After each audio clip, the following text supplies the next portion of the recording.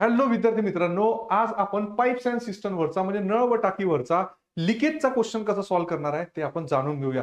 विद्यार्थी मित्रांनो, लिकेजचा question solve करायची एक जबरदस्त ट्रिक घेऊन आलेलो आहे. बघा मी इथे काय केलंय की एक टाकी नॉर्मली 10 तासात काय होत आहे, इथे 10 तासात एक टाकी भरत आहे. पण त्या टाकीला लीक असल्यामुळे त्याला 5 तास एक्स्ट्रा लागत आहे, म्हणजेच 15 तास लागत आहे. मग मी काय केलं, 10 आणि 15 लिहून घेतले. आता हे 15ला मी मायनस साइन का बरं लावलं असेल, कारण ती टाकी रिकामी होत आहे म्हणून.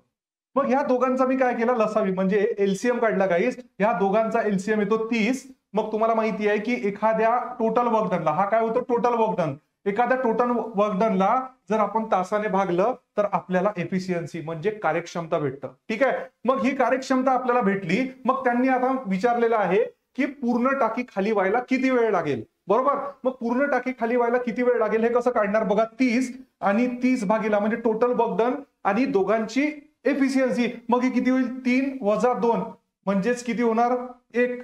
मग 30 भागीला 1 म्हणजे किती होणार 30 अवर्स, म्हणजे पूर्ण भरलेली टाकी 30 तासात खाली होईल. व्हिडिओ आवडला असल्यास नक्की लाईक, शेअर आणि सबस्क्राईब करा गाईस.